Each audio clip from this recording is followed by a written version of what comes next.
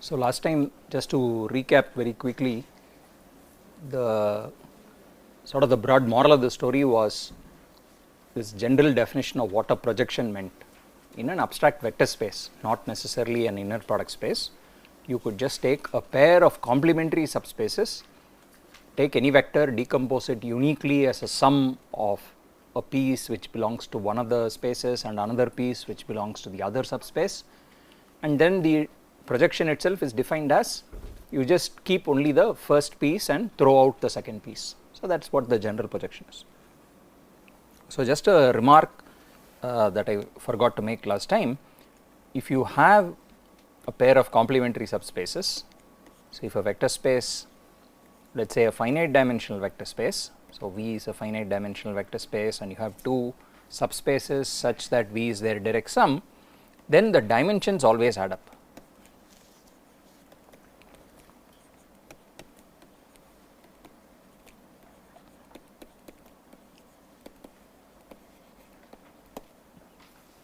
Okay. So this is a fact that is always true. How would one prove this, for example? So this sort of uses the projection operator that we defined. So if you have P projection from V to V, which is projection onto W1 along W2.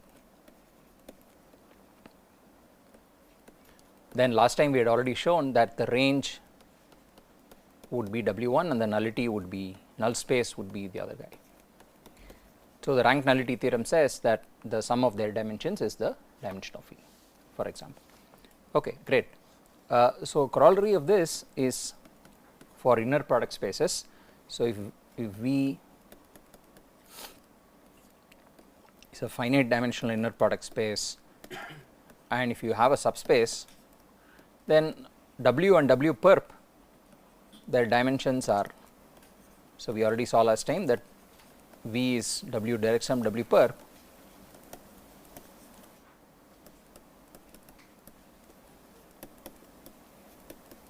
and so the dimensions of W and W perp will always be complementary dimensions. So that their sum is the ambient dimension.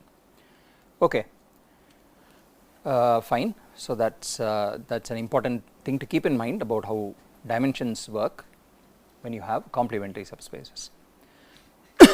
Okay, so the thing to do now is to, so I want to remedy the situation that, or justify the assumption that I made when defining the projection, which is to define the projection P from V to W, we said W has an orthonormal basis. So that is how we in fact gave the formula itself, right. So the fact that we kind of assumed did not prove is the following theorem.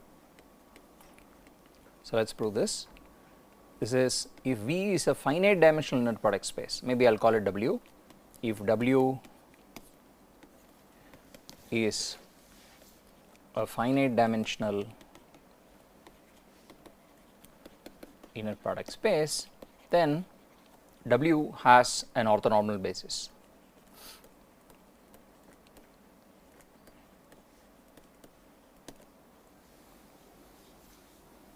Okay. So this is the one fact that we assumed.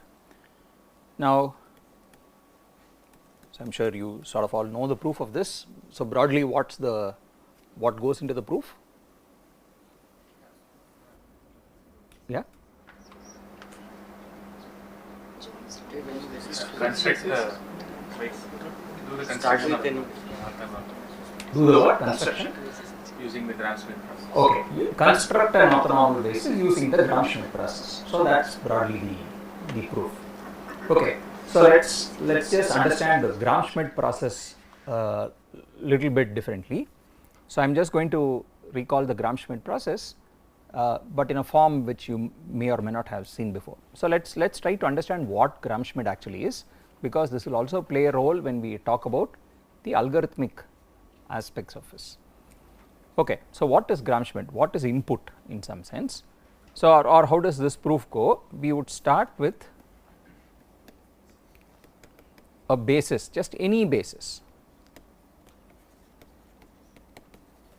Okay, let us call that basis W1, W2, Wk, of W, right.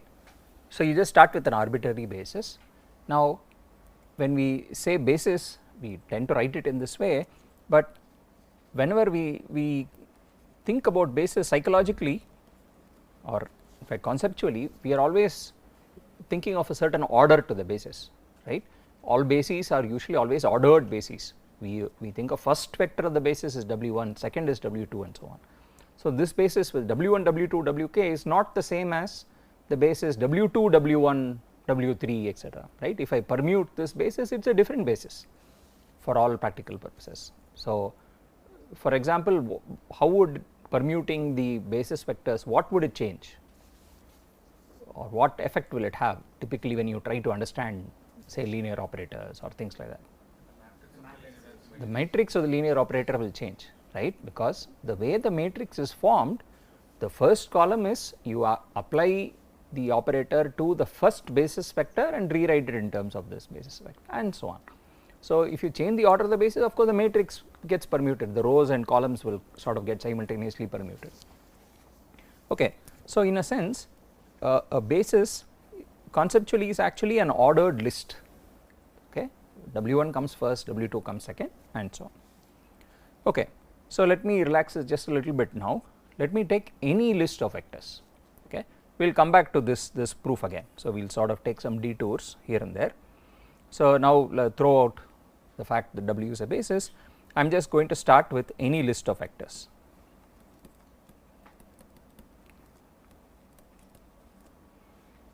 Any list just means any ordered set, okay, any list.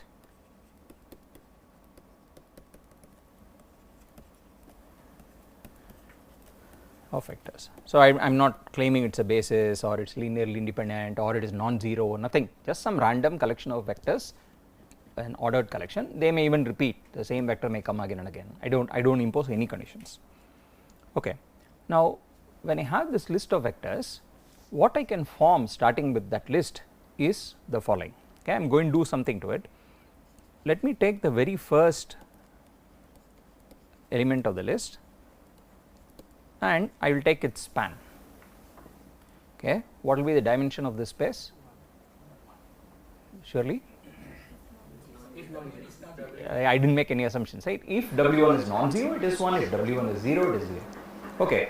So, let us take W2, I will define it to be span of the first two vectors, okay, and so on. Wi will be the span of the first I vectors. Finally, Wk will be the span of all the vectors.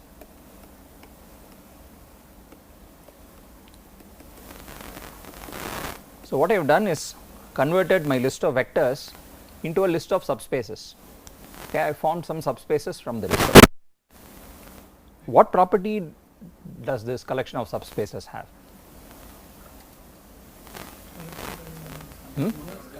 One is contained in the other, okay. So, observe the following important property, that W1, so remember we said W1 could actually also be 0, right. So, let me also put 0 there,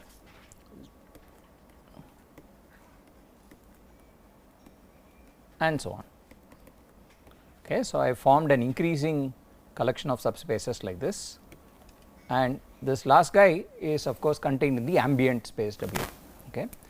So, a collection of subspaces like this, an increasing collection, has many different names. So, often it is called a flag of subspaces, okay. It occurs in many parts of math, it is sometimes called a flag, okay, for whatever reason. So, you are supposed to imagine this like a flag in this manner. This is the first subspace, the second guy is this and a little more, this and a little more and so on. So, that is supposed to be the picture that gives it the name, okay. So, it is a flag of subspaces, it is an increasing collection of subspaces, okay. Now, let us try to understand the relationship between this flag and the original sequence of vectors, okay. So, my original sequence was I had W1 comma W2 comma W3 and so on.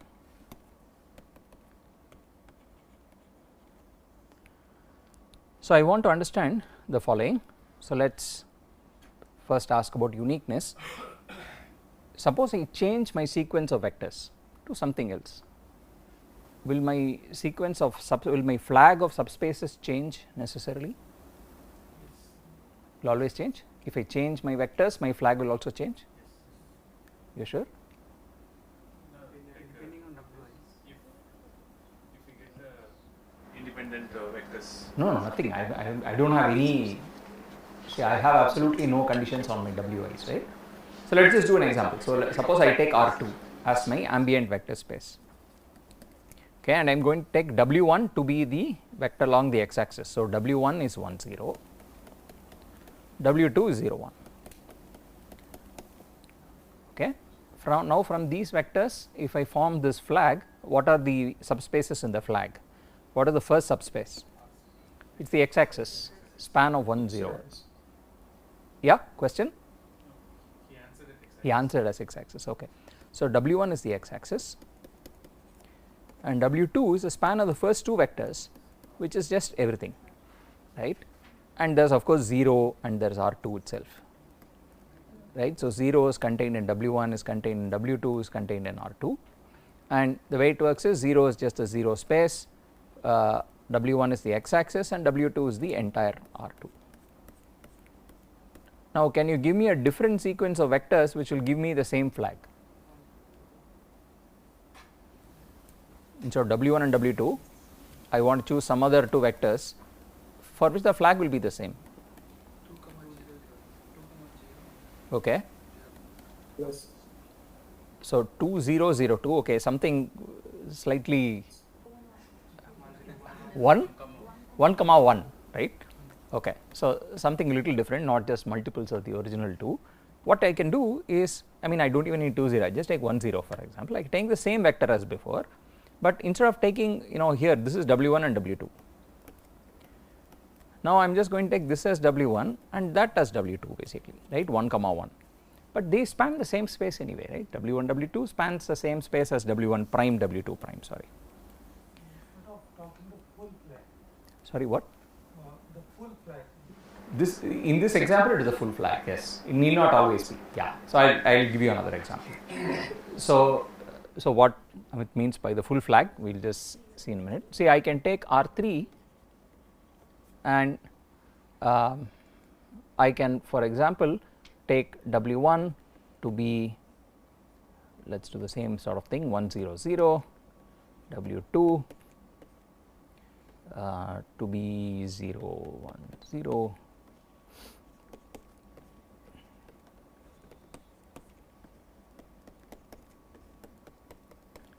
so here is a list of 4 vectors in R3, okay, and now let us see what the flag looks like. So first W1 will be the span of the first vector, which is the x axis in R3, okay. What is W2? xy plane in R2 in R3. W3 it is still the same, right, because the span of these 3 guys is equal to the span of the first 2 fellows, right. The third vector that I added is just, it is already in the span of the previous fellows, so adding it will not give me anything larger. And finally the whole guy it will just be the entire space, okay. So here in fact I have 0, W1, W2, in fact W2 is equal to W3, right. So I mean of course it is contained, but in this case it is actually equal, okay. Now what I can have also is, see, it need not go all the way. If I did not have W4 for example, if I only gave you 3 vectors in I only gave you the first 3 vectors, then the flag will look like 0, x axis, xy plane and R3.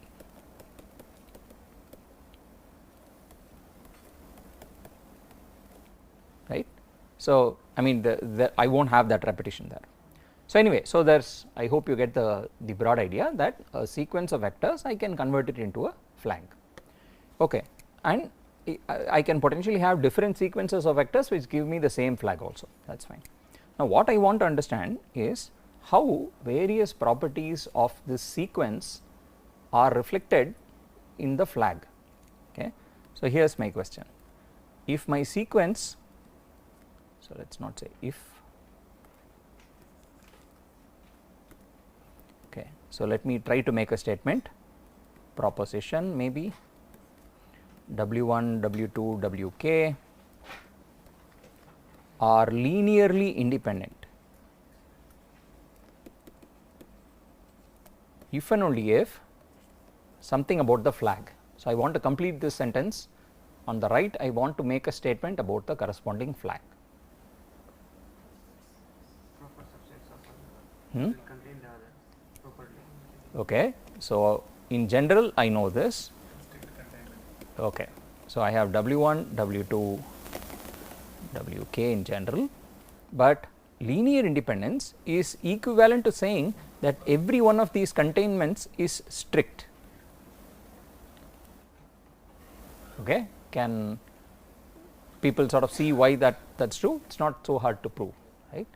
For example, it is linearly independent means, so let us just give a quick argument. So, firstly W1 has to be non-zero, right, because linear independence requires that, which means that this very first strict inequality holds. This space W1 cannot be the 0 space. Now, okay, W1 is just a one dimensional space, therefore W2 is linearly independent of W1, meaning it is not a scalar multiple of W1. So, when I take span of W1 and W2, whatever that may be, it contains W2 for sure, that one new vector is there definitely in the span, which is W2. So, I now take their span, and now to that span I try to add one more guy W3, but W3 is not in the span of these two, right, it is something outside. And so, at every stage I have at least one new vector that is coming into my W2 contains this vector W2, which is not there in the previous fellow. W3 will contain the vector W3, which is not in the preceding guy, and so on. So, there is always strict containment, okay, and this is equivalent to linear independence, right. So, we showed one direction, if it is linearly independent, then there is strict containment. Converse is also similar, right. If Wk, or I mean if any Wi strictly contains the previous fellow, then it means that this vector Wi, which you span of Wi together with the preceding ones, is not the same, right. This is not equal to span of just the preceding ones. That is what it means, right, if there is strict containment. But what does that mean? It means that this vector, extra vector Wi that you have added, does not already belong to the span of these vectors, right, which is exactly what linear independence is. Okay. I mean, sort of we have to proceed by induction. We already know that the previous guys are linearly independent because of, we kind of have to prove it properly by induction. So, anyway, I am not going to give the full argument, you just have to argue by induction that every collection W1, W2, Wi is linearly independent. Okay. So, it is a easy enough fact. So, this is how linear independence translates into a statement about the subspaces. Now, so notice I did not say anything about the last step though, sorry, it is W, right.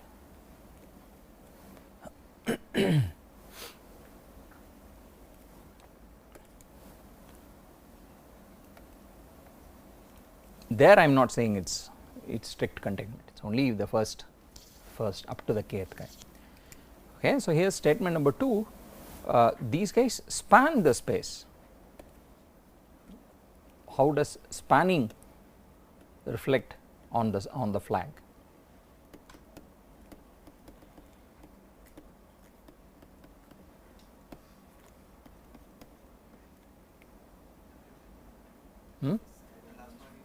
The last one is the whole space,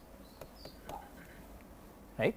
And so, putting these together, what does it mean to say W1 to Wk is a basis?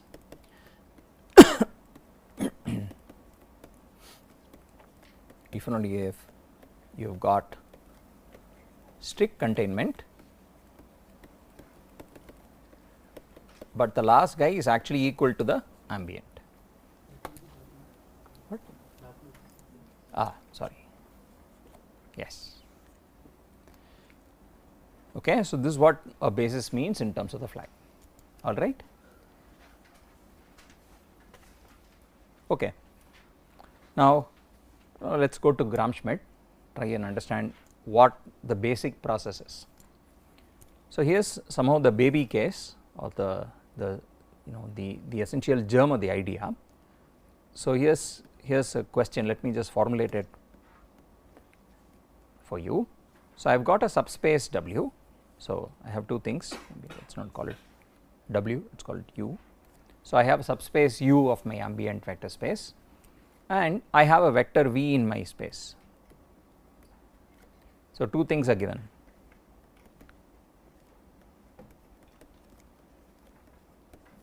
Okay. Now using these two pieces of data, construct for me a vector which is perpendicular to U. Okay. Construct a vector in U perp. What is the answer? How would we do it? Orthogonal projection. Okay, we take the orthogonal projection. So we take V and we project it down to U.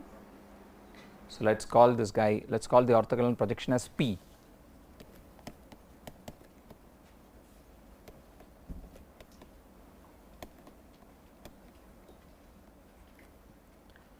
And so what you do is you take V minus PV. This guy is a vector that is orthogonal to U. Okay. So this is how you would construct, given these two pieces of data, a vector and a subspace, you just project and take the difference, right, that what you get is going to be orthogonal to U. Now Gram-Schmidt is just applying this idea again and again. Okay. So let us see how we would go back and prove our earlier statement. So where is the theorem itself? Okay, I need to show that this guy has an orthonormal basis. So before showing it as an orthonormal basis, what we will do is we will show it as an orthogonal basis, meaning we will construct a sequence of mutually pairwise orthogonal vectors, and then afterwards we can always normalize, right, we can always make their norm 1. So let us construct a collection of pairwise orthogonal vectors starting with the initial data. Okay, so how do we do this?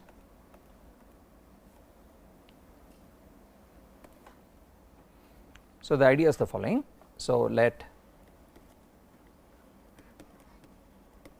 I am proving the original theorem again.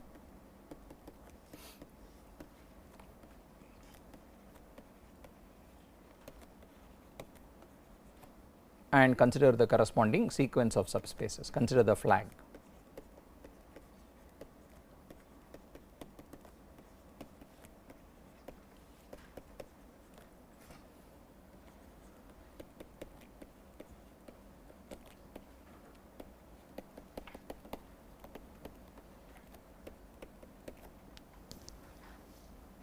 Now I have many subspaces, and so I also have many orthogonal projections.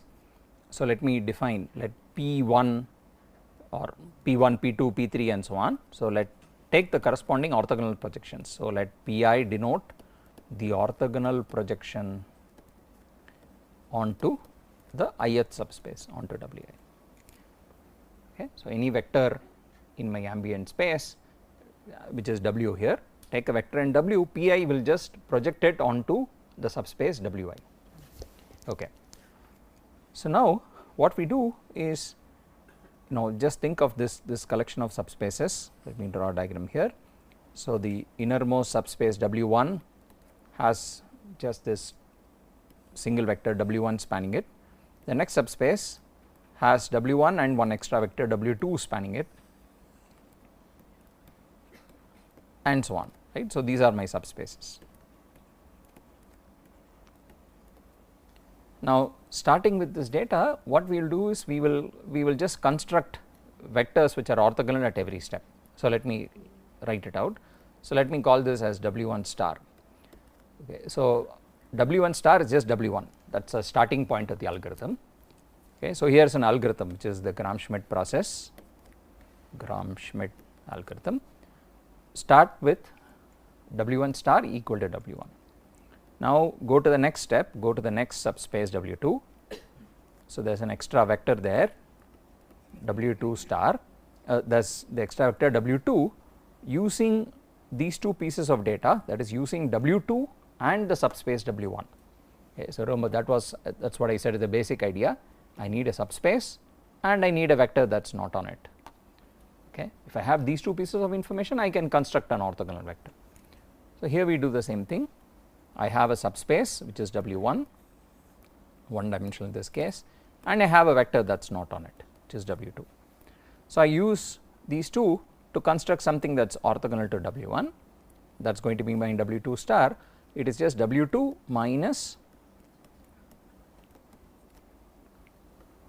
PW2, right. So remember that was my formula here. How do I construct something orthogonal? I take V minus the projection of V. So here I do the same thing. I take W2 minus the projection of W2 onto the subspace W1. So this projection is P1 W2. Now I construct the next vector. So at this point now I have a 2-dimensional subspace W2 and I have a vector that is not on it, it is W3. How do I construct something perpendicular? I just project. So this projection I have called P2 now. So the next vector in the list W3 star is just W3 minus the projection of W3 onto the span of the first two subspaces. So I am sort of using this sequence of projections here, that is projection onto W1, projection onto W2, W3 and so on. Okay. And I keep going like this. So finally I get Wk star, which is I have Wk and minus its projection onto the previous subspace of the flag. So here is a collection of new collection of vectors that one has constructed. Any question on just the construction itself? It's all right. So every one of these new vectors is just some original vector minus the projection of that vector. It's always of that form. Okay, now let us see what have we done now.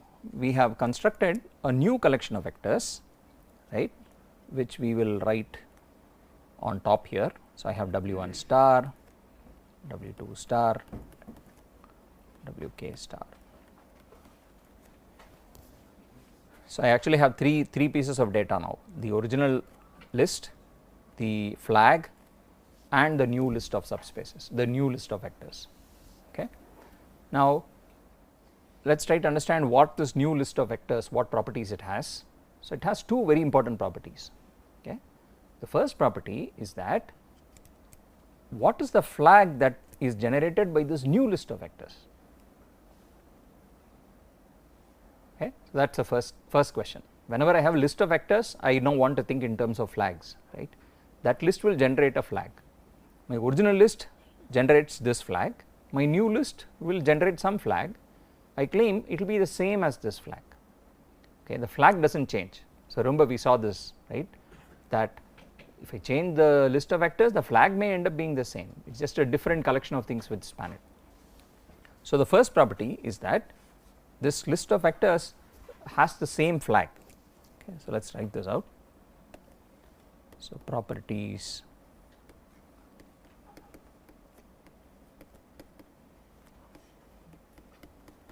of the Wi stars. First property, that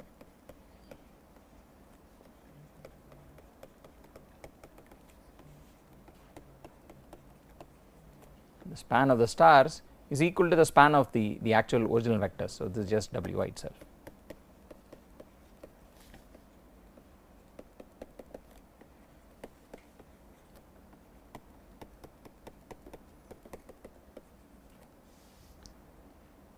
Okay.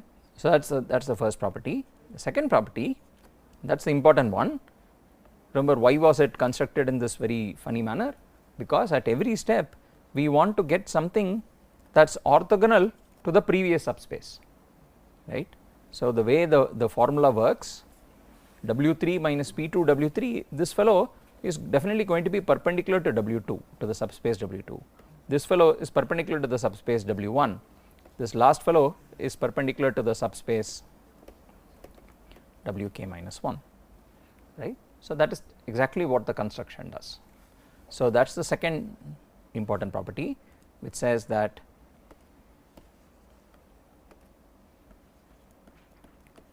Wi star by construction is perpendicular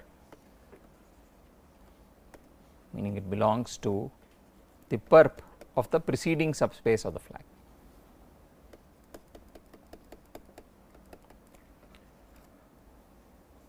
Okay, for this to make sense, I should define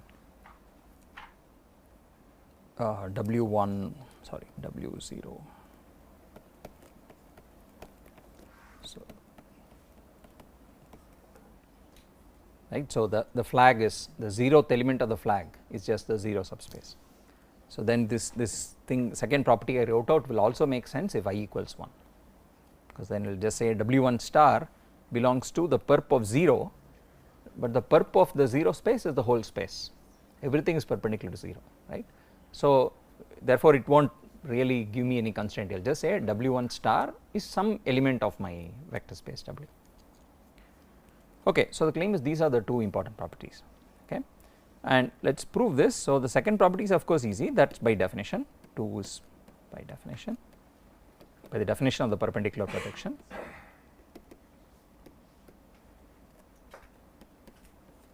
So, that is easy. The first one, so if you see what the definitions are, how is Wi defined, star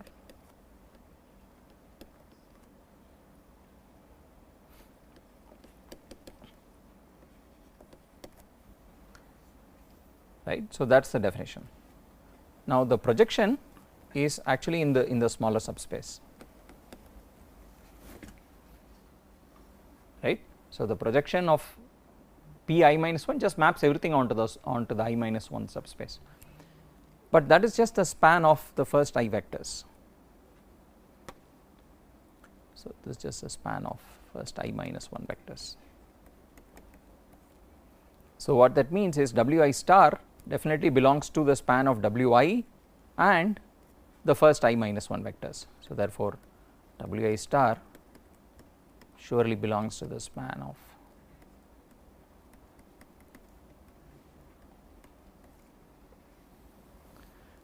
okay for all I, but we still need to show the converse. So, we have just shown one direction, we have shown the span is contained in Wi for all I, and the converse is not too hard. So, maybe let me just leave the converse as exercise. So, exercise show the reverse inequality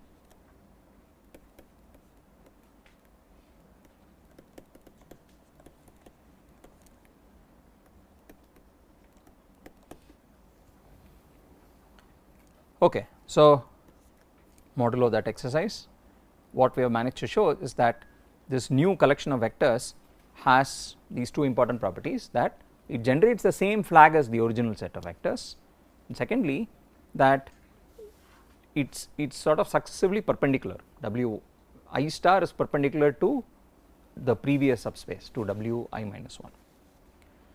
Okay. So, now what this means in particular is that this collection of vectors is orthogonal.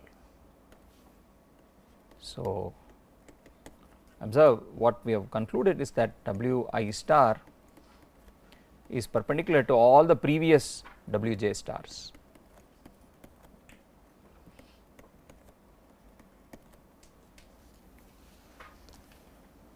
Right. Why is it perpendicular to all the previous guys? Because the previous fellows Wj stars, they all live in the previous they belong to the subspace Wi minus 1, right. So, W because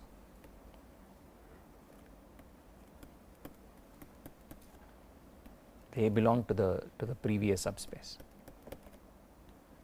right, because of the property that the flags are the same, right. So, the span of the first I minus 1 guys is of the first I minus 1 Wj stars is the same as the span of the first I minus 1 Wj's. Is okay.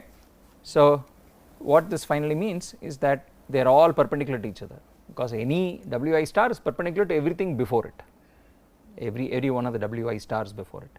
So, now you take any pair, one of them will be after, the other will be before. So, the guy which comes after is perpendicular to the one which came before, right. So, that way you have shown every pair is perpendicular to each other. Is okay. Okay.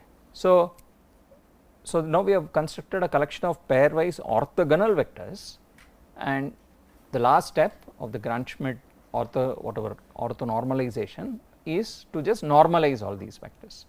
Okay. So, finally, take the orthonormal basis that we desire to just be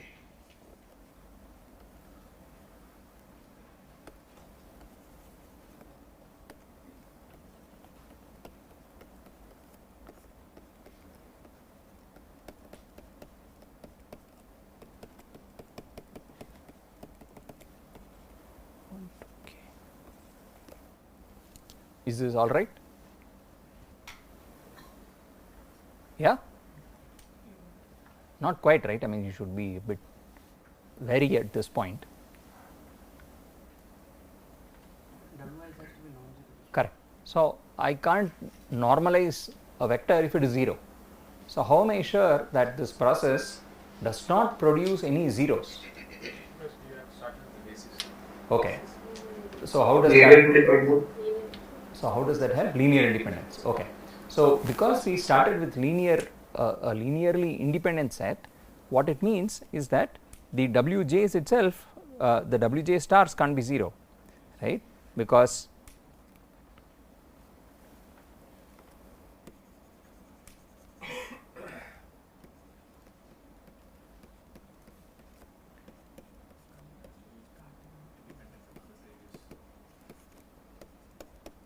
okay, they can't be 0 for all I.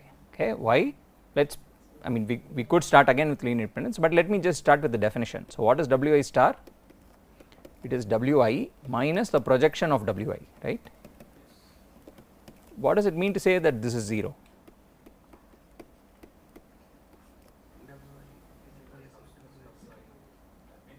It was lying in the vector space only. Right. So, when remember this property of projections that we proved last time, you know, if x is equal to px, you know, when can that happen? Exactly when x lies on the range space, on the space onto which you are projecting. Yes. Right, it acts as identity on the range space, and in fact, if and only if there is a vector which is fixed by p, right, px equals x, then that vector must actually be on the subspace. There is no other way out, right. So, that is what we are saying here. If Wi is equal to its projection, then that means that Wi must actually be in the smallest space, in the range of pi, right, range of pi minus 1, which is the space Wi minus 1. But we know that this is not true, right. Why do we know this is not true?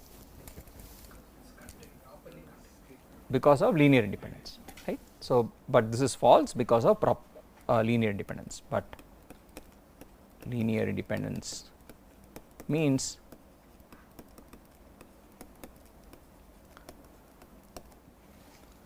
okay. So, we could of course just start arguing from the start with linear independence and so on. So, I am just trying to rephrase everything in terms of projections on subspaces.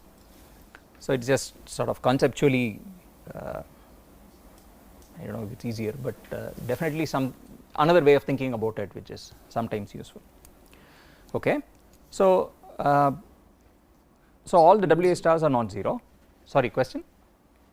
So W star is perpendicular to Wj star for all 1 less than equal to j less than I. Please explain that again, please. Why that happens? Because see, where does Wj star belong? Wj star by definition, it is, see, what is the span of the first I minus 1 W stars? What we said is that this is the same as the span of the first I minus 1 W's, right? Yes. Because the flags are the same. So, what I am saying is Wj star, if j is smaller than I, where does Wj star lie? Wj star definitely belongs to the span of the first I minus 1 W stars, right. It is in fact one of these vectors. Wj star will actually occur in this list, it will be one of the vectors in this list. So, which means that Wj star is actually in the subspace Wi minus 1.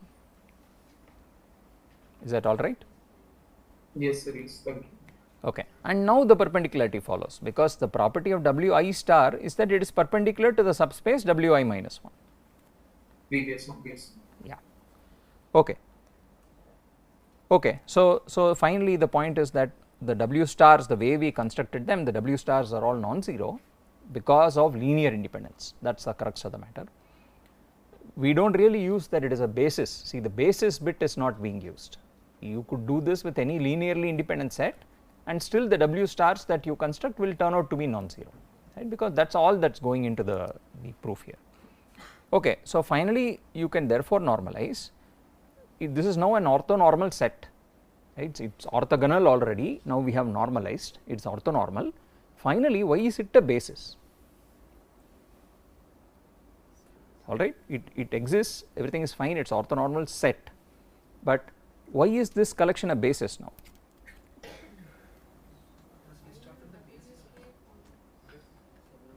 Yeah, right, exactly, Wk. I am just trying to get the answer in terms of flags, right. See, Wk equals V, that is what spanning means. Why should it span the same space? Because Wk is equal to V to begin with. The original set was a spanning set, and now we are saying Wk is the same as W star k, whatever it is. Like the span of the first k W stars is the same as the span of the first k Ws, and so the Wk star and Wk are the same, and therefore it means that that also spans. Okay, so just I mean all of this is simple enough. I am sure you have seen the usual version with everything written out in full, and this is just rephrasing everything in terms of flags. Okay, so basis is sort of a similar proof. So Wk star is equal to the span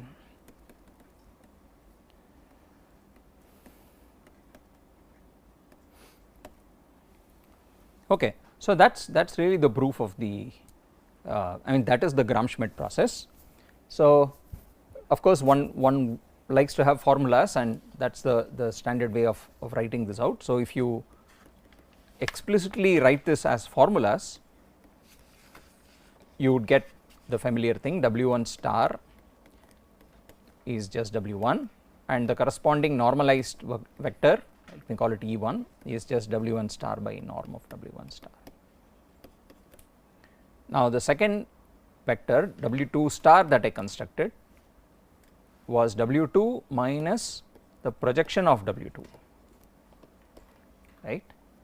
Now I have a formula for the projection, right, this is the projection onto W1. What is the formula for the projection?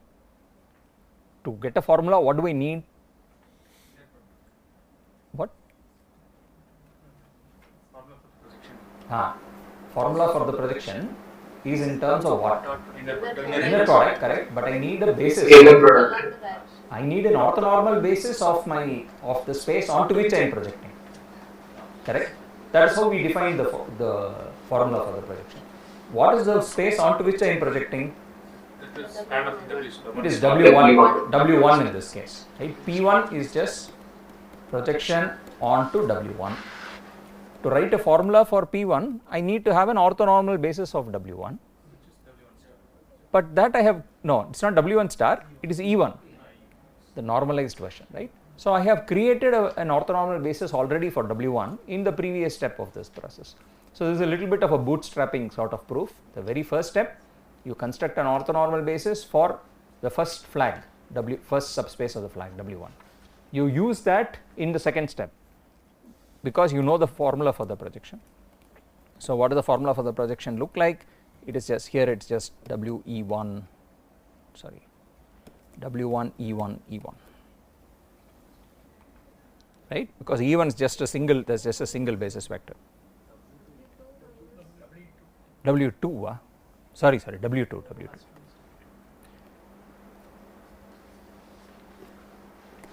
So W2 minus W2 E1, right. W2 E1 is the formula for the projection. Now I will do W3 star. So okay, from this I should do E2. E2 is this fellow divided by whatever its norm turns out to be. Okay, now next step when I go, I will need W3 minus the projection onto the subspace spanned by the first two vectors, right. P2 is the projection onto W2, to write a formula for this projection, I need an orthonormal basis of W2, but that I have at this stage of the process, right. What is it? E1 and E2. So, I know this guy and I know this guy. Because I know both of them, I can now write this formula here. I write this as minus W3 E1 E1 plus W3 E2 E2. That was our formula, right, and so on. So, now when you get this, you get a third vector, that is E3, and you use it in the next step, right. So, this is the familiar set of formulas that you see when you do the Gram-Schmidt process, right. Okay, any questions on the formalism itself? Okay, so here's an important feature of the Gram-Schmidt algorithm from a computational perspective. So imagine that we have a situation like what Pranabendu described the other day. See all of this. So what are you likely to be using this in practice for? So I have got some set of data, right, which all of which you have converted into some vectors, and let us say we are trying to orthonormalize that collection of vectors, right. I give you some collection of vectors, say basis of some space or a collection of linearly independent vectors, and you now want to do the Gram-Schmidt process on them. Okay. Imagine my vectors are all, what are they? Let us imagine I have a video, for instance, right. I have a video file. So if you remember how was a video converted into a vector? So he said first think of a video as a sequence of images, right. It is like images one after the other, and each image is just an image. So there is some whatever pixel intensity, etc. Each image can be converted into a vector, to a collection of numbers, right. So every image is a collection of numbers, that is a vector.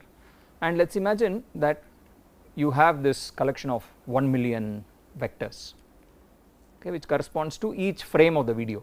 So the first frame is a vector, second frame is a vector, third frame is a vector, and so on. So I have got many vectors, and I am going to try and orthonormalize them. Okay. So the Gram-Schmidt process has the following advantage. Do I need to wait for my entire video to be downloaded before I can do Gram-Schmidt on it? Yes or no? So what I mean by that is, should I, so imagine I am I'm going to, my computer is going to do this Gram-Schmidt, it is going to implement the Gram-Schmidt algorithm on this collection of 1,000,000 vectors. Do I need to wait for all 1,000,000 vectors to be available to me before I can start running the algorithm? No, right? How does it work? What can I do? As and when I get my vectors, if I get the first vector, that's what this formula says, right? As soon as I get first frame W1, I normalize it. When I get the second vector, I use the data I already have of the first and second, and I form the second vector. Then I form the third vector, and so on. Okay. So this sort of thing is what called, it's an algorithm which works on streaming data. See what streaming data means is, it's like a stream, I mean a video thing, right. See if you want all 1,000,000 vectors to be available to you, then you must wait for the entire video to come to you. For example, if you are getting this data is not available in one stroke, but it is being generated on the fly one by one, right, in some machine learning context. Then as and when the data is generated, you can apply your algorithm to it, and you will get the next vector. Now you are ready for the next vector to come in, right, and you apply the algorithm. So it's sort of it's an algorithm which works on streaming data. It's a streaming algorithm, or it's a local algorithm, only uses the first few, then the next, and so on. That is somehow that is one of the important advantages of this. So I mean, what is an example of something which may not be of that form? Okay, so we will come to that in just a minute. So before that, let's just tweak this algorithm a little bit. So the next question is, can I? V2 is sum of the previous. Sorry, what? W3 minus. Yeah. And then I missed that part. Sorry, what? That's V2 W3, no? I written. Component along V1 E2 W3. Yes, sir. First subtraction, then again subtraction. Otherwise. That's a minus. Yeah, minus of. because written looks like actually this will actually project it on the W3. No, I don't understand what. W3 star is W3 minus projection of W3 onto W2. Ah, yes. So how is the projection of the onto W2 has become? Because the W2 basis is even and E2, right? See, the orthonormal basis of W2 So yes, I have the problem. is just even and E2. Ah, yes, sir. Understood. Yeah. Okay. So the basic idea of the Gram-Schmidt, this whole thing of taking a list of vectors Wi's and then constructing these Wi stars, right? That's basically the idea. That can be used to solve other sorts of related problems. So here is a question. Suppose I give you not a basis, okay? My initial list of vectors is just some random list of vectors, and now what I want to do is to construct an orthonormal basis for the span of those vectors. So let me state my problem explicitly. So here is my problem. Given a list, arbitrary vectors,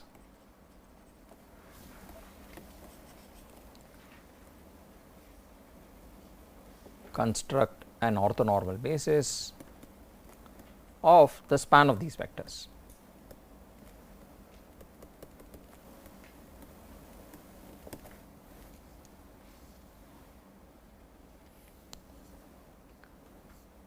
Okay. So let us sort of just apply the same analysis that we did earlier. What is a list of vectors? It is a flag of subspaces. So from the list I will form a flag.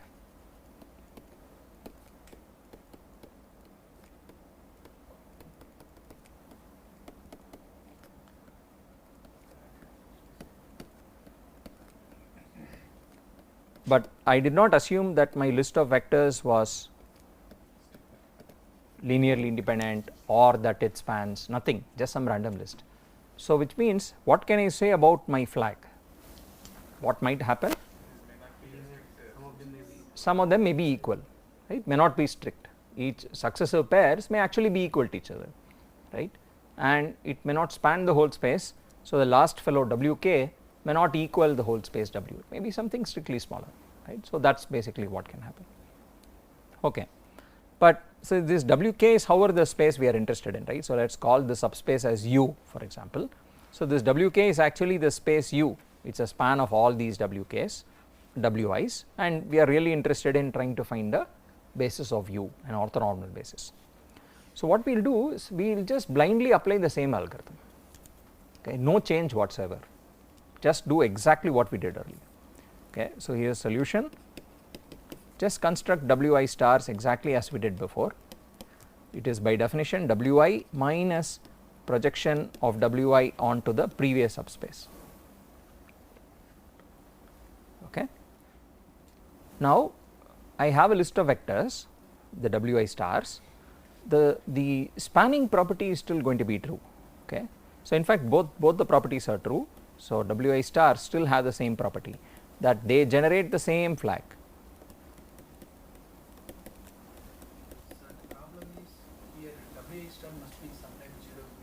Absolutely. So that is what is going to happen. That is going to be the new thing that will happen. Absolutely. So the Wi star from should write it differently. Sorry.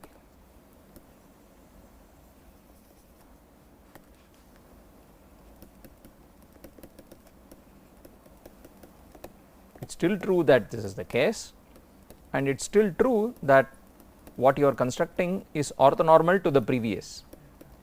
All these are just sort of abstract facts. The Pi minus Va, we are writing the Ei will come, sir. No, Ei I am not doing. Ei I am. Because you define like that only, Pi minus 1 Wi is. No, Pi is the projection. It's the orthogonal projection. No, sir, my question is Wi star equal to Wi minus Pi minus 1 Wi. Correct. There you written as Wi comma Ei. Interpret with Ei will come, sir. Correct. The Ei is, when I define the Ei, I want to write Wi The norm I will take now, so the norm sometimes 0 will come. No, I understand. So the point is, see, pi minus 1, what is it? It is just the orthogonal projection operator, right? For that orthogonal projection operator, what I have done here is I have written a formula by using, so to write it I just need some orthonormal basis, right? I can take any orthonormal basis of the space onto which I am projecting, and I will get this formula. This formula is for any, no matter which orthonormal basis I choose, the answer is always the same. Okay, it is just a formula which I can write from using an orthonormal basis. We have to start with a non-zero vector. Then What? We have to start with a non-zero vector first. No, not necessarily. No, sir. My question is now E1 defined now, sir. The E1 equal to W1 star divided by W1 norm of W1. That W1 is sometimes 0 will come. Sir. Could be 0, yes. So other time E1 is not defined. Even is not defined. No, I will not define even like that. See, even then will just be the 0 space. So for example, so let's take some, let's take an actual example, like what you are saying. So suppose I take, see, my first vector W1 is just the 0 vector. Suppose, right? No harm, I can do it. Any random thing it's allowed. W2, so let's do it in R2, for example. My ambient space is R2, and my first vector is 0, my second vector is 1, 0. Okay. Now let me just apply my algorithm to this. So what will my algorithm do? What are the flag of subspaces? The subspace W1 is just 0, subspace W2 is x-axis. Correct? So now tell me where your worry is. What are you worried about? So you are saying if I take W1 star, you are worried W2 star, right? So let me take W2 star. It is W2 minus projection onto the first subspace W1 of W2. Correct? So the W1 star itself is not defined. huh? W1 star itself is not defined. Let's do W1 star. So W1 star by definition equals W1 minus projection onto the 0th subspace of W1. Right? So what is the projection onto the 0th subspace? So how do you define the projection? 0. So it's just 0, right? That 0 subspace only has one element, it's just 0 itself. So if you take any vector and you project to the 0 space, you will just get the vector 0, no other way out. So that P0 W1 is just 0. So W1 star is just W1 itself. Now you are applying P1 times P1 of W2 what will come? Correct. What will come if you do P1 of W2? So P1 means what? Projection onto the W1 space. In this case, W1 is just the 0 space again. So the projection onto the 0 space is just a 0 map. So that guy will also go away. So this is just W2. So you are not going for the formula, only simply the projection operator only. I am just applying the projection operator. So that's why I sort of want to conceptually think of it like that. See, if I do everything with the formula, then somehow psychologically we are wired to thinking of them as I start with the basis and then I keep applying, I take every ith guy, subtract from it the components of the previous, I get something new, etc., etc. Right? So psychologically that is always how you do Gram-Schmidt orthonormalization, but that at least for me it works better if I think of the original list as a basis. Then everything is somehow it fits nicely in your head, right? Now on the other hand, thinking of it as subspaces allows you to shift the psychology a little bit towards thinking about projections. I have a list of subspaces. If you give me a subspace, the projection onto that subspace is always defined as a well-defined operator. See, what is projection to a subspace? See, in general I have W, right? Actually this may be something we should have addressed earlier, but maybe now is a good time. See, if I give you a subspace W of a inner product space V, I said projection. What is projection onto W?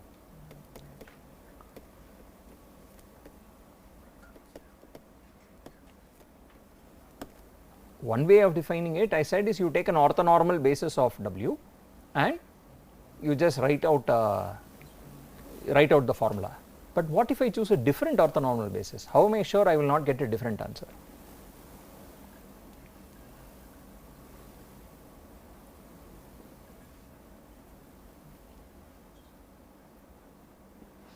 Any thoughts on this? Is there some other intrinsic property of that projection?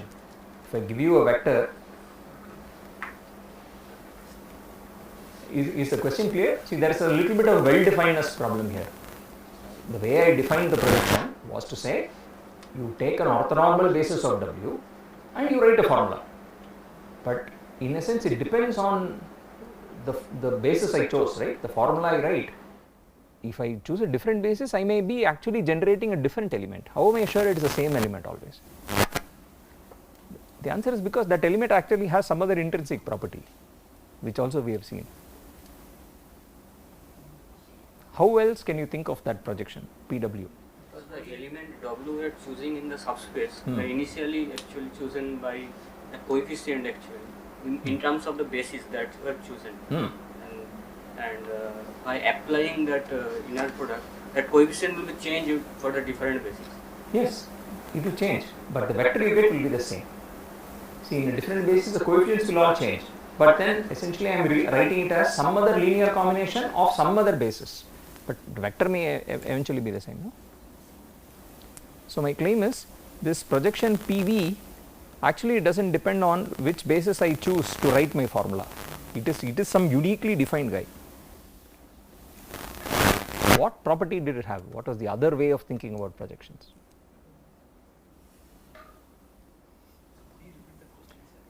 There was another intrinsic geometrical way of thinking about what the projection was. There was another way, and that way will tell you that this fellow is unique. Because we are at the basis are getting U1. Plane space. W I minus 1 I can write it in terms of that basis only, sir. W E1 E2. So we can write here. Those are uniquely only we can. No, there are many bases. No, for a given subspace. See, what is the formula of the projection? I said PV is summation VEI EI, where EI is some orthonormal basis of W. Now, suppose I choose a different basis EI prime.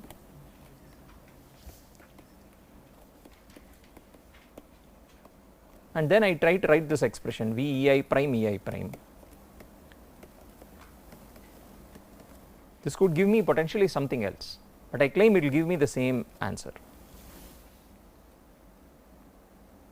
Geometrically, this PV and V, the plane containing this PV V will intersect orthogonally to the space W. Because of the range space is W. Correct. No, but why does yeah, you are right, it intersects orthogonally, but why does that tell me that these two are the same? This one? Why does it tell me that this equality holds? So this is what I am trying to show, and I want to claim that summation VEI EI is equal to summation VEI prime EI prime. I want to claim this equality. P is after all a function, so it has to be. P is a Because of the C is uniqueness first that of all a we function, have right? actually defined, yes, that will be unique actually. unique with respect to what property? Maybe the representation may be different, but it has to map to the same element to what the other projection also maps. The range space is W. Range space, yeah, okay. No, range space is W by itself doesn't mean it has to map to the same element. Could map to a different element in W, but why does it have to map to the same element? Because if you take an element, the orthogonal There is some vector is always projection to the singular. Identical. Okay, so let error is always the inner given. product. Error is always given as a shortest. The error, Ah. if I'm projecting to that one means the error is always What always is error? orthogonal to the space. okay. So that is shortest for this. That is event. Right, so okay, so I guess you all said different things. I have one idea. Yeah. If these two are not equal, then there will be exist some EI which is not equals to, which will not be a multiple of EI prime, EJ prime. So that's then that EJ prime will be independent from those others also. Yeah, So we have a subspace which has some, let's say k number of independent vectors, and we are getting EI prime which is also independent from the others. That will be contradict the fact that the subspace has k number of independent subspace. If we subtract those two vectors, so if they are not equal, then there will exist at least one EJ which will be not zero. Means it can't be equal to some Ej, Ei not equals to some alpha Ej, right? So this will imply that this is not depending on the Eis.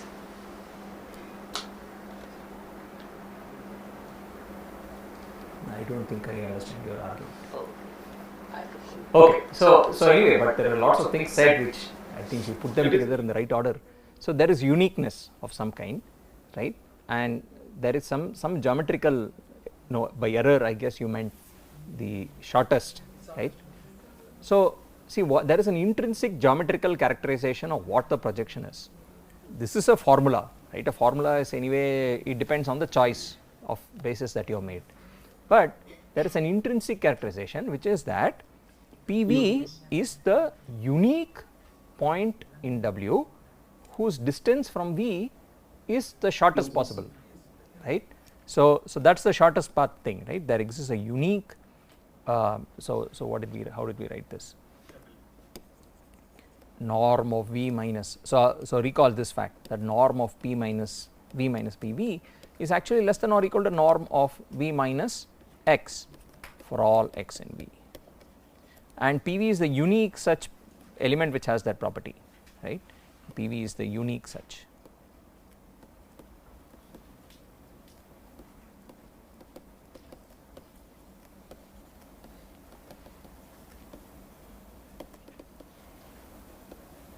So in other words, really if you think about this function V minus X, norm of V minus X, right, this is a function from where I will let X vary.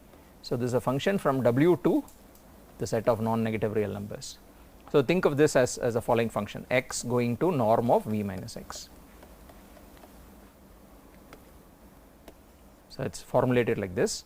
See, consider this function, for every element of W I will measure its distance from V, okay, and I will let this point of W vary. Now when I let X vary, this function, this norm function attains a minimum at a unique point of W, right? It is a minimum of this function, and it turns out that this minimum is attained at a unique point. That point is the perpendicular projection, that is the orthogonal projection, okay.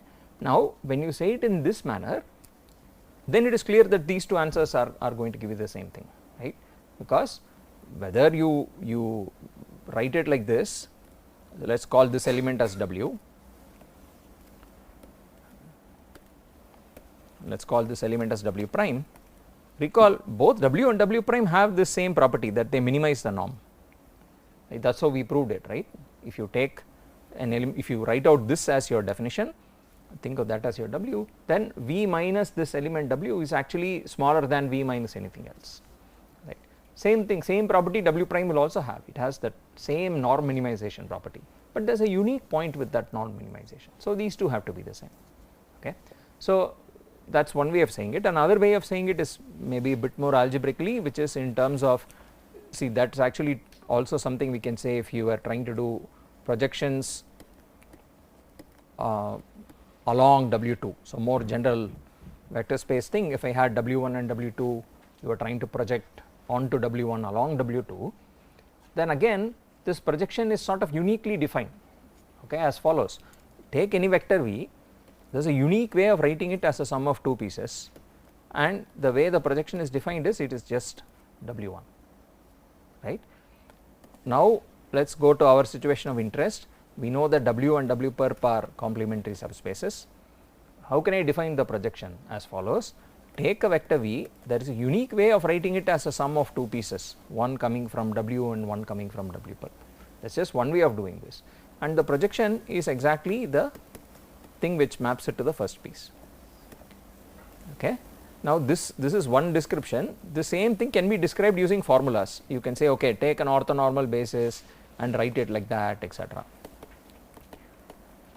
This element will turn out to be equal to this W, right, that is what we are saying. But if you choose a different orthonormal basis, again the element you are getting is actually the same element W, right. So this is a more intrinsic algebraic characterization of what the projection is. You write it as a sum of two pieces and take the first piece. When you define it like that, clearly there are no choices involved, there is no basis involved, right. But for convenience, it is good to have a basis and then write formulas and so on. So we say, okay, choose a basis, and then with respect to that basis you can give another formula for the projection. Okay. Okay. So I fear that was somewhat more confusing than it needed to be, but anyway, let's come back to this point that we were trying to make here. The projection, so what was causing us some grief was this fact that the projection is somehow, it's a well defined operator. If you give me a subspace, there is an operator called the orthogonal projection onto that. Okay, you can define it either in terms of this minimum property, or you can define it in terms of this algebraic way of doing it, or you can define it using any basis. Whichever way you do, it is that one well defined operator. That is what you are getting. What we are doing in Gram-Schmidt is we are using a particular basis, right, the bootstrapping basis. What you are getting by doing Gram-Schmidt to the first, second, third step, that fellow you use on the fourth step. So there is some special basis you use to write the formula, but I do not need a special basis. That operator makes sense anyway, right. For example, if you want, choose some other basis if you wish, and then you can still write that formula for that operator. It may not actually mean much to you if you choose some random basis and write a formula. I mean, why are you doing it? All those questions will arise, but ignoring all that, it is well defined independent of a basis chosen. Okay. So therefore, when I do this, all I am saying is that my Wi stars are all defined as my original Wi minus projection operator acting on Wi, right, in terms of the operator. So now what can happen is the following: some of the Wi's can be equal to each other. That is the first problem. Not a problem, it will happen exactly when the Wi, the ith guy that you choose, is linearly dependent on the previous fellows, right. The extra guy that you choose is already dependent on the previous guys. So when that happens, you will get equality in the ith step. So you may get Wi minus 1 equal Wi. Okay, this could happen. Now when these two are equal, what is Wi star? It is 0 because of the property of the projection, right. So we know that if Wi belongs to Wi minus 1, then when you do projection on it, it does nothing, it acts as identity. So this and that will give me the same answer always. Okay. In fact, it is if and only if. When will you get Wi star to be 0? Exactly when Wi lies in the previous subspace, so that the projection will act as identity on it. Okay. Okay. So maybe something that you can go back and take another look at, just to convince yourself that this set of arguments work. So here is the final conclusion,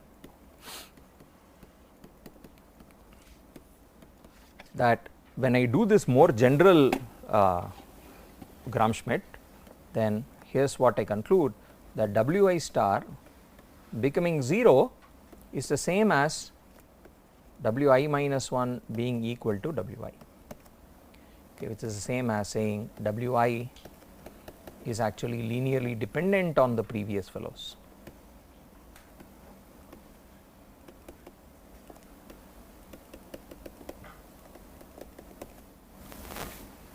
Okay. So this is detected by the Wi star being 0. Okay. So now what was the original problem? We were trying to find an orthonormal basis of the span, right. This was my original problem. I want to construct an orthonormal basis. So how will I do it? Just intuitively, I look through my list of vectors. Whenever there is dependence, I can throw those guys out, right. See, I get W1, maybe W2 is independent of W1, W3 may be dependent on the previous guys, right.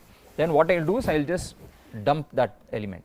So here's how we would find a basis. So let us just take an example. If I am in R3 and suppose my first vector is 1 0 0, my second vector is 0 1 0, so this is W1, this is W2, W3 is say 2 1 0.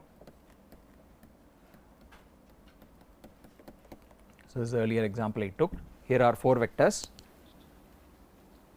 They are not linearly independent, there is dependence, but if I want to find an orthonormal basis of their span, what I said is you just do the same W1 star funda that we had before, right. You just compute W1 star blindly using the projection W2 star W3 star, W4 star. And what we are saying up here in this conclusion is that whenever you find linear dependence, whenever the ith guy is dependent on the previous fellow, the corresponding W star will become 0. Okay. So, here for example, first vector, okay, it is non-zero, it is linearly independent. Is the second vector independent of the first? Yes. Third vector, it is dependent on the first two. So, what is the conclusion? So, we do not need to say anything, we are sure that this will happen. When you keep running the algorithm, W3 star will become 0. Okay. So, the beauty of this is that the zeroness of this is actually telling you something about the dependence. It is telling you this fellow W3 is actually dependent on the previous, and therefore it can be thrown out. It is not really relevant to what we are trying to do, right. We want to find an orthonormal basis. So, finally the algorithm is the following: you first construct the, so you first write out the W star. So, you have the list W1, W2, Wk, you write out W1 star, W2 star by running the algorithm, and whenever you find some Wi star to be 0, you just delete the corresponding Wi also. So, you see I have Wi star Wi. If it turns out that this fellow is a 0, then it means that Wi is dependent on the previous guys. So, I can just remove those vectors, okay, and I keep only the non-zero vectors. I only keep the non-zero W stars and I keep the corresponding Wi's on top. I remove all the other fellows, I remove all the Wi's, I remove all Wi for which Wi star is 0. So, that is basically what we are saying. So, remove Wi.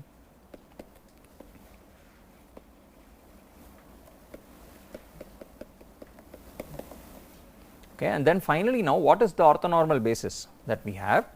The orthonormal basis for the span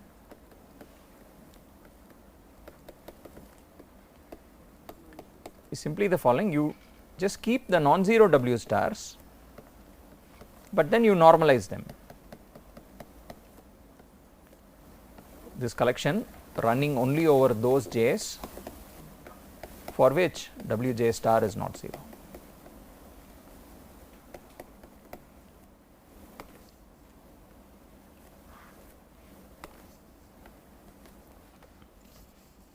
Okay.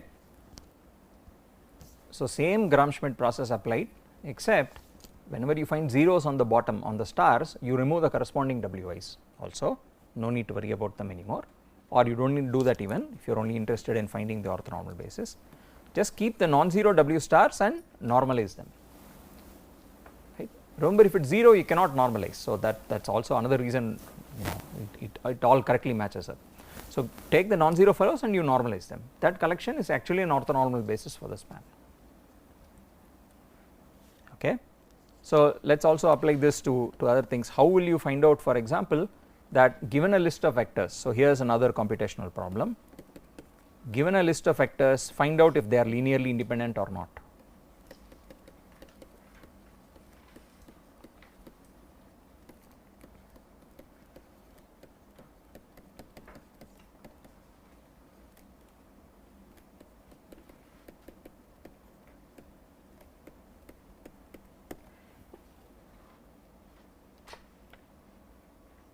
How would we do this using Gram-Schmidt, for example, or this sort of algorithm? If any one of them becomes 0, then If any of the Wi stars are 0, then it means it is linearly dependent, right. If all the Wi stars turn out to be non-zero, then you know it is linearly independent. So that is about it, we are just going to compute. Okay, what is another algorithm, for example? How else, I mean, I am just saying it now in the context of orthogonalization because we are talking about orthogonalization, but this is maybe not the standard way or the best way of doing it. If I give you a collection of vectors, how will you determine if they are linearly independent? Like using the flag. Using the flag, okay, but how will you check if the flag is? No, you just project it, and then if the projection is the same thing, when you are getting in the sequence, Okay, so then you are essentially you want to use the same orthogonalization. Right? That's like saying Wi star is, but without all that, I mean, how would Amri do it? We write the matrix and then row reduce. Right, absolutely. So, see, the standard way is you write the matrix, right? Determinant thing with determinant is the trouble is you need square matrix, right? But if I give you some k vectors in some n-dimensional space, all you do is you form the k cross n matrix. You write the first vector as the first row, second vector as the second row, and so on. You write k vectors, and then you do row reduced echelon form or Gaussian elimination or whatever you want to call it, and then you should get all ones, right? You should get those many ones. So that's something you can also do. The thing with that is, at least as stated, that's not a streaming algorithm. That is, how will you do this? You will have to wait till you have all the vectors, right? I have to wait till all k vectors are available to me. Is that right? Row reduced echelon form. So maybe one will have to tweak this row reduced echelon form algorithm a little bit to make it streaming. You have to, as soon as you get two vectors, you sort of reduce them in some way. Then when you get a third vector, you add it to the already reduced echelon form and do one more reduced echelon, So you will have to tweak that algorithm a little bit. As stated, that algorithm needs all the rows to be available to you. After that only you because there is some row swapping involved and so on, right? So that's maybe another nice thing to think about.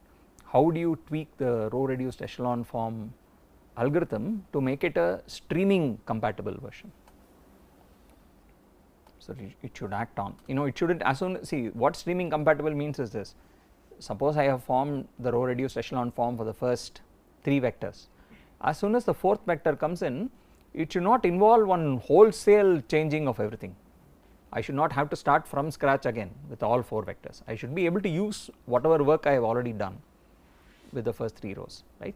Just take this along with the answer that I already know for the first 3 rows and then do something further. If again I have to go back to scratch and write all 4 vectors and again do stuff, that is not a streaming algorithm. That means you really are wanting to have all data available to you before you can apply the algorithm, right? So you should not lose your work. Whatever you do up to some stage should be available and useful to you in doing the next step of the algorithm. So that's what streaming will mean. I mean this is of that form, I suppose. The Gram-Schmidt is of that form. Okay. Likewise, another similar thing, which is given a list of vectors, find a subset of vectors there which forms a basis for its span. Is question clear? I give you a list of vectors.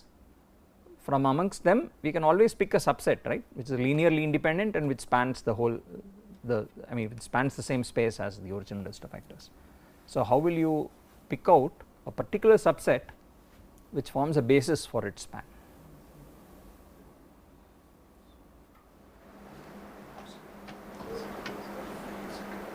So we will find WI star. Right. If they are non-zero, all are non-zero, that will be maximal collection. Right. Okay. So you do the same thing. You write out all the WIs and WI stars. You see which WI stars are 0, throw them out, keep the other non-zero WI stars, and the corresponding WIs will be a linearly independent set which spans the same space, right? Because of this property that we just said, WI star being 0 is a very easy way of detecting when this dependence arises.